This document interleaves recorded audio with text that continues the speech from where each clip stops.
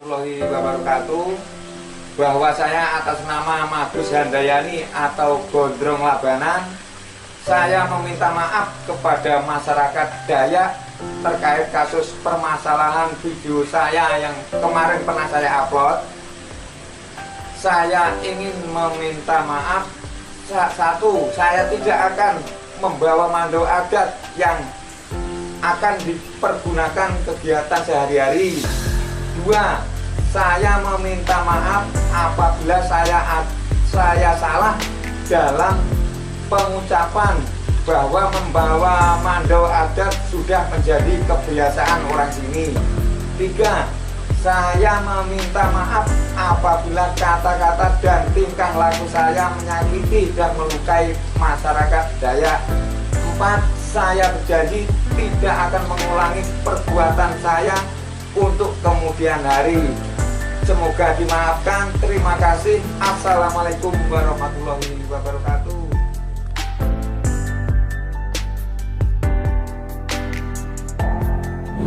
Pada kesempatan kali ini, izinkan saya mencoba untuk menjawab satu pertanyaan dari salah seorang kawan di kolom komentar video saya sebelumnya. Isinya, Pak Amang jelaskan tentang tata cara pemakaian mandau. Soalnya ada YouTuber yang minta maaf kemarin. Baik, saya akan mencoba menjawab ini. Dan kebetulan saya pernah menanyakan hal ini kepada salah seorang tokoh Dayak Kalimantan Tengah, Bapak Dr. Mambang I. Tubil, Ketua Harian Dewan Adat Dayak Provinsi Kalimantan Tengah. Semoga jawaban saya ini tidak keliru, dan bila ada kekeliruan saya mohon dikoreksi.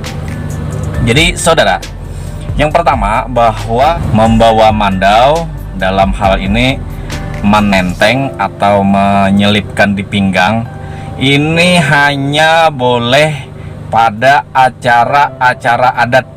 Misalnya acara upacara tiwah atau upacara potong pantan ya, atau kegiatan-kegiatan kebudayaan yang diselenggarakan oleh Dewan Adat, atau misalnya ada demonstrasi yang mengatasnamakan masyarakat adat setelah mendapat persetujuan atau menyampaikan pemberitahuan kepada Dewan Adat, atau acara-acara kegiatan yang berkaitan dengan adat lainnya.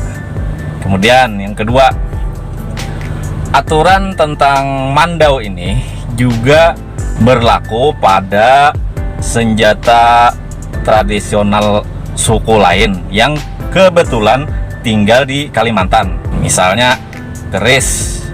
Ada sebuah wilayah, lokasi, anggap saja yang biar mudah, ada lokasi transmigrasi.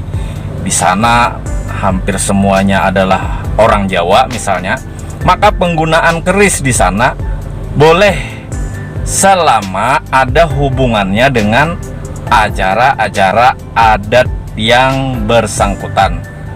Alangkah lebih baiknya berkoordinasi dengan Dewan Adat setempat. Jadi sama kedudukannya antara mandau dengan senjata tradisional suku lain yang kebetulan tinggal di Kalimantan. Kemudian yang ketiga, membawa mandau di dalam wadah tertutup, misalnya di dalam tas atau koper untuk kepentingan pindah rumah misalnya, ini tidak dipermasalahkan dengan catatan tidak melanggar norma adat atau hukum positif yang berlaku. Kemudian yang keempat, petani, peladang, kemudian pedagang, peternak atau profesi lain yang memerlukan mandau untuk kegiatannya, ini tidak dipermasalahkan selama tidak mengandung unsur pelanggaran adat atau pelanggaran hukum positif. Kemudian yang kelima, pada situasi-situasi tertentu boleh menggunakan atau membawa mandau. Misalnya pada keadaan darurat, para petugas jaga malam lingkungan ini boleh membawa mandau dalam keadaan misalnya lingkungan tersebut dalam keadaan rawan, maka tidak dilarang untuk membawa mandau.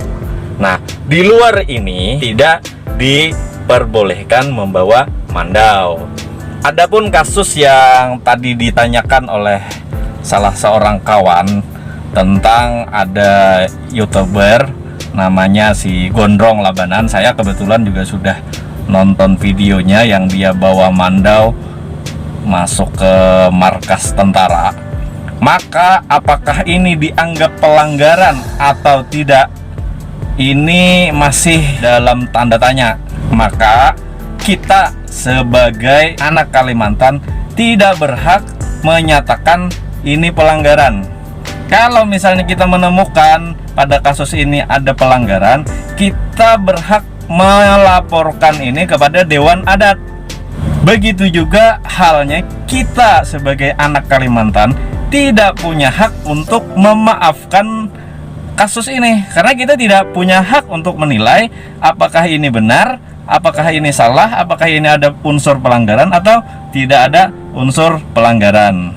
Terlepas daripada ini, kita memberikan apresiasi kepada Gondrong Labanan yang dalam tanda kutip adalah perantau tinggal di Kalimantan. Dia sudah punya kebesaran jiwa untuk lebih dahulu meminta maaf.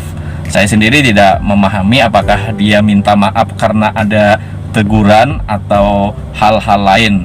Yang pasti saya secara pribadi dan mengajak kita semua untuk memberikan apresiasi bagi sikap-sikap semacam ini. Baik, demikian jawaban saya. Bila ada yang keliru saya mohon maaf. Terima kasih. Wassalamualaikum warahmatullahi wabarakatuh.